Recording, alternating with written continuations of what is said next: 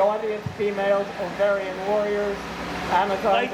Would you, I'm serious, I need the women, okay, I'm going to take advantage of the fact that there are women in the audience, ovarian warriors, whatever you want to call it. Could you please, no joke, could you please come up, because I need feedback. I need feedback on what? Yeah, no, I need feedback on what? Get over here, come on. Get the fuck out of here. Jesus, go. Jeez. You, over here, come on. No, okay. I just want to know, I need feedback. Did I do the right thing? Did I say the right thing? Okay, 2 stories, and I just need the feedback of women on whether I did the right thing. Okay. First story, there used to be a venue called the Court Tavern in New Brunswick. There was a publication called Gay Yellow Pages. It was like a magazine, came out once a month with gay-friendly establishments. This was in the 70s, in the 80s, and until the internet came along. But anyway, the Court Tavern was in the Gay Yellow Pages. I put them in there without telling them. So one day they get this gay-oriented coasters, gay-oriented napkins, and people would look at this and they look at this and go, "What? When did you start getting this stuff?" And I don't know, and they didn't care. It was they thought it was funny, but anyway, it was a gay-friendly LGBTQ on rye, thin slice of fine ripened Jersey tomato, fries, mayo on the side, choice of beverage community. Okay, so anyway, there was a band playing, and there were 2 women making out, which is adorable, as we all know. So they're making out, and there was a guy on the side. He had a beatific smile on his face, and he was looking at them, and for some reason, I do not know why, I felt I had to say something. And I didn't know what to say, so I gave it some thought. I had a beer in my hand. I walk up to the guy. So you won't leave, so I'll use you. So I walk up to the guy and I say, "Can you believe there are countries where they would be stoned to death? God bless America." All right, now with that, did that pass muster? Did you don't know, is it? Because I thought it was a positive thing. I'm 60, what time is it? 64. And when I grew up, a statement like that, "God bless America," that was serious shit. It really was. When I was a kid, "Oh, beautiful forest beige, the skies are amber waves of gray." There are like 12 stanzas of that song. We were made to learn every one. "Oh, beautiful four pilgrims feet, blah, blah, blah." And he just goes on and on and on. And that was school. We learned that shit. When World War II ended, I was born 14 years after. Okay, it's another world. So when I was a kid, there were like 3 TV channels, and on Sunday there was Abbott and Costello, and among other things, but World War II movies, and that's how I grew up. And when I had a child's memory of the Vietnam War, the World War II ones was like the gung-ho attitude, we're going to pull together these fucking Nazis. Somehow, liberal Hollywood in the 1940s found a way to get a black guy in a film with white guys in a racially segregated military. It was great. It was a great film. It's considered a classic. But anyway, that's what I grew up with. And then Vietnam came along. Now, there was a period where you could just get a college deferment, a school deferment, and you didn't have to go to Vietnam. If you could afford to go to college, you didn't have to go. So that seemed unfair, but people complained. And so I swear to you, this is true, can confirm, they had a lottery, a go-to-war lottery, a big fishbowl with white capsules in it. You reach in, and depending on the number you got, you were either going to go the higher the number or you didn't say. Yes! Did you know this? I remember sitting cross-legged on the floor, watching the TV, thinking, I hope they don't get my number. It was 5! So that's what I grew up with. And so I grew up with this patriotic, sense, and also these kind of fucked up, war is fucked up kind of thing. So I just wanted you to know what planet I came from. It was a blessed golden world without fucking Twitter, without Facebook, the worst fucking things ever. There's a science fiction movie called Forbidden Planet, and it's a beautiful film. It's one of my favorites, and one all electronic score, no instruments, by a transgender woman. Yeah. So anyway, Forbidden Planet, and what happens in the movie, no spoilers, there was an alien civilization called the Krell, and they were on the verge of this massive discovery. But one day, the sun set on the capital city, sunrise, they were all dead. All dead. Their supreme accomplishment was a way of doing things without instrumentality. They went to bed, and they had the nightmares, and the worst of what they were arose and killed them all. Sounds like Twitter, doesn't it? The worst thing ever. So, at Rutgers University, people talk about the LGBTQ on rye, thin slice of unripened tomato, fries on the side, mayo, and the choice of beverage community. There was a gay LGBTQ group had the blessed moment of just dealing with shit on their own without the planet sticking their fucking noses into the situation. So at Rutgers University, this is true, one of the fraternities hung a fag in effigy. That there was like a dummy they made on the word fag, a sign with the word fag, hung by a hangman's noose. For this fraternity, it did not go well. They really, and all kinds of shit went by, but that was the line. They crossed the line. So, decades later, I'm sitting in on one of the LGBTQ groups at Rutgers, and a flyer had been distributed that kind of upset them. It came across as homophobic, and I'm sitting there and I'm thinking, they hung a fag in effigy, and they're upset about a flyer. Okay, fine. And so I said, well, what is it about a flyer that upset you? This was a lie. I didn't care. I just wanted them to talk about this. And anyway, one of the women said, I was raped and I will always be afraid. And I thought to myself, silence. There was silence in the room, and I thought, okay, that woman just said, I was raped. And then she said, I will always be afraid. I will always be afraid. And then I thought to myself, that is not how a New Jersey Amazon talks. No, we are not having that. No, not in my presence. So everybody is silent. Nobody knew what to say. I knew what to say. I think you just need to beat the fuck out of some guy. That's it. And so I said, yeah, they're the self-defense programs. They have a guy in there. You can just wail on them. It's just awesome, stuff like that. And at the end of the meeting, she's walking out with a smile on her face going, I'm going to beat up a guy. I was smiling too. So was that appropriate? Was that okay? Yeah. Okay. Yeah? Okay. All right. Yes? Okay, good. I told it to one woman, this bisexual woman, and she was kind of off, and I was, come on. And part of this, I know that, okay, we're going to go into unknown territory for a while, so just walk with me. It's cold. Don't be afraid. Just walk into this other world. Okay.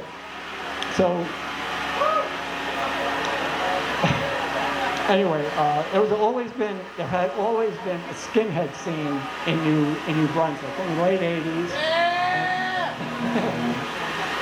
Yeah, you got the skinhead belly. Look at that. Ah, look at that. Ah! Love that.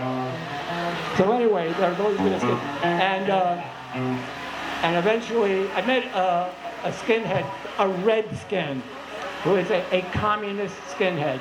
I met him, he was wearing a leather jacket, a little red book in his pocket, Mao's little red book.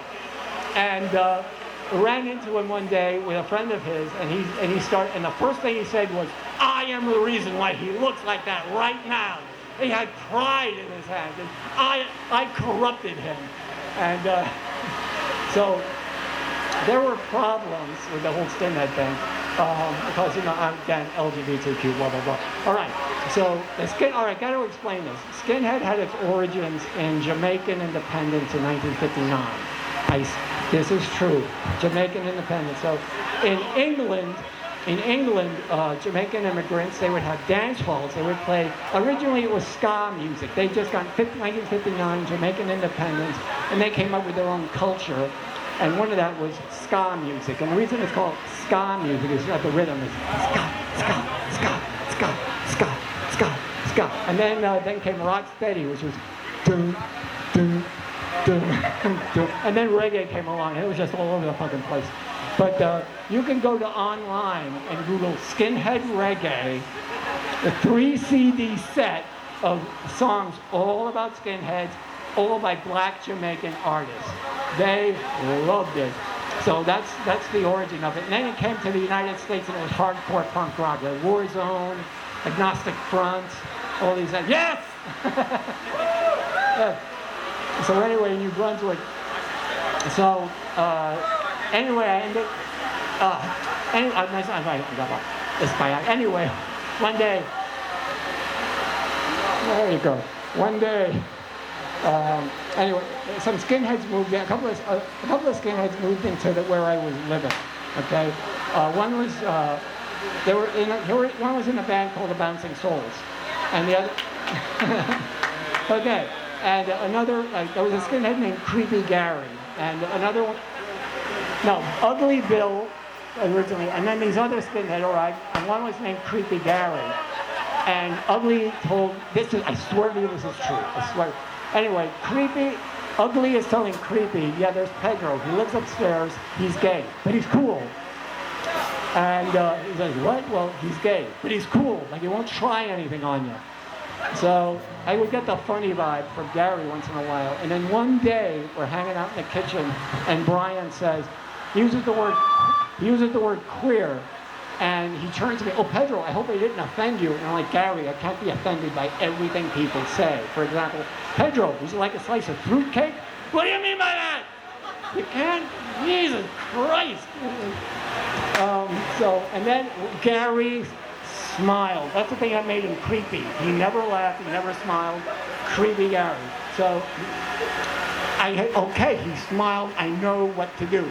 A couple of weeks later, I walk into the kitchen, there's Gary standing on the stove, and I'm like, yo, Gary, you know the difference between a blowjob and a ham sandwich? And Gary's like, no. And I say, you want to have lunch tomorrow? And everybody laughed, except that he smiled. And then one day, Brian is in there, Gary walks in, and they knock the tops of their fists together. Which is, of course, what you do. You're a white guy.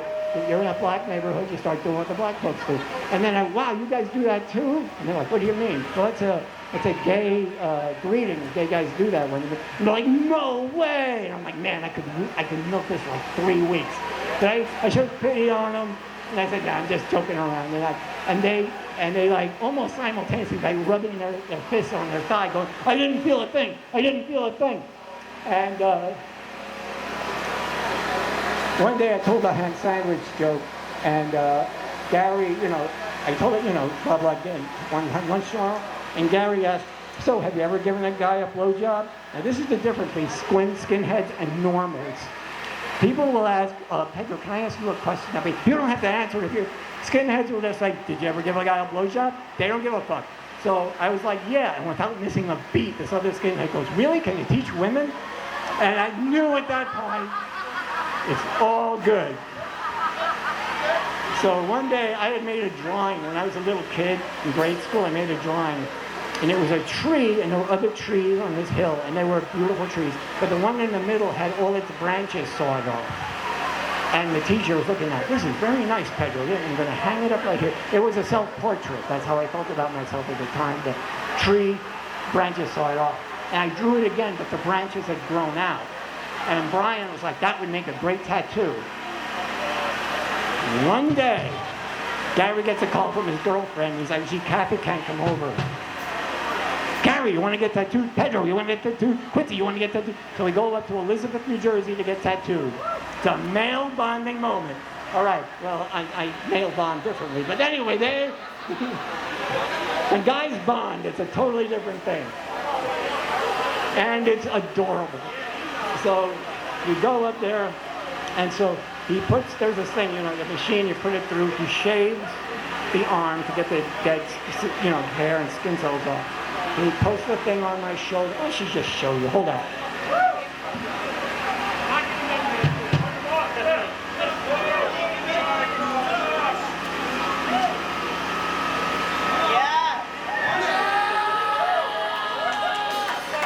Won't be the first time we saw you naked, Pedro.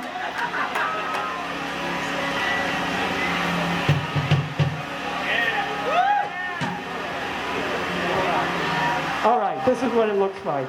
Okay. Somebody told me to take like the Timberland signs. That was years later, but anyway.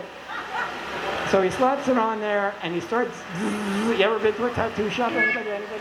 It's like the first time. It's like worse than a dentist drill. It sounds like.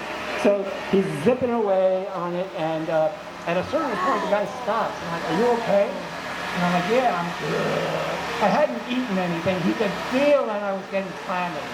So they went out and brought me a can of high fructose corn syrup water.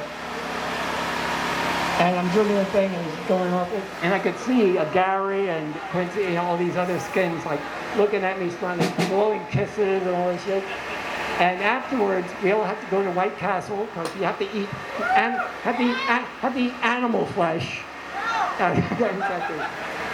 And later on, Gary told me that there was this guy listening to him while they were talking about me and stuff, and he goes, "Hey, is that guy gay?"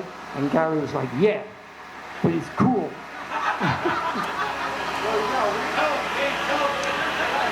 Things were always not smooth sailing. Like I was in New York a couple of years ago, like 5 years ago. It was after a show. I'm leaning against the wall, and I'm waiting for my friends to get over. I'm leaning against the wall, and I lean against this wall. I'm leaning against the wall, and I look to my right, and this guy's looking at me, and then this other guy's, and I start talking, and they go off, and here we go, looking for another beat down, another fight. Like, this is so nostalgic. Here we go. They knew I was gay, and they wanted to beat me up, and I'm like, okay. There was one time this guy got into a fight with a guy. He beat the shit out of me. He was like I was on the floor, and he was pounding on that face, and I tried to kick him in the knee. It did not improve his mood. And this guy broke us up, and he said, "You can't walk down this street anymore." So I'm standing at the ceiling. For 3 seconds, I'm thinking, then I turned around and followed him. I know this is what people, why the fuck did you do that? And I was standing there, and I thought about, I imagined myself standing in the kitchen, thinking how I feel about myself. If I did walk back, I had to go back. I couldn't live with myself if I went straight home. So I went back, and someone said, sometimes you gotta take a beating. As simple as that. And so anyway, the guy's like, "You can't walk here." And I'm saying, "This is where I'm going home. This is where I'm, this is honking." So I'm taking the long way home. And, guys are looking at me, my face is already like half swollen, the white of my eye is blood red. And I'm just like going, and at a certain point, I look ahead, I go home, and there was no ice in the fridge, but actually there was a bag of, designer ice in there. So I go, and I see a friend of mine, I see a guy, and I didn't want anybody more to see me with my face fucked up. So I go across the street, I'm walking along, and the guy goes, "Pedro, is that you?" And it's a friend of mine named George. I've known him forever. And he's like, "Yeah, I just got back from Fight Club." No, I just got back from fight school, because he was learning how to be an MMA fighter. And so at first he saw me, what happened? He's like, "You want to go beat the shit up?" Because he had a pair of brass knuckles, and he was going to use them. And I was like, I don't want, no more complications. I just want some ice on my face. Oh, by the way, he folded the ice in a napkin, apply for about 2 minutes, then remove a couple of minutes, and then, because you got that, the reason why you bleed so much if you cut yourself on your finger, it bleeds, but if you cut yourself up here, it just pours out of you, because your brain needs all kinds of that like cool, delicious bread stuff. Yeah, you're loving this, aren't you? I appreciate it. Anyway, so we just ended up, so apply and take it off, apply and take it. You should have a first aid kit in your home. Seriously, you should have a first aid, or in your Captain America shield. You should have it. So, anyway, there was this one skinhead named Jeff, and he was in a band called Stormwatch, and super homophobic. They had a song called "Stay in the Closet," and it's stay in the closet, stay in the closet, stay in the closet because it's safer in there. Stay in the closet because we don't fight fair. Stay in the closet, stay away from me, stay in the closet for humanity. I was hanging out with some skins one day. Pedro, he's like the live version of Stay in the Closet. You can actually feel the hatred.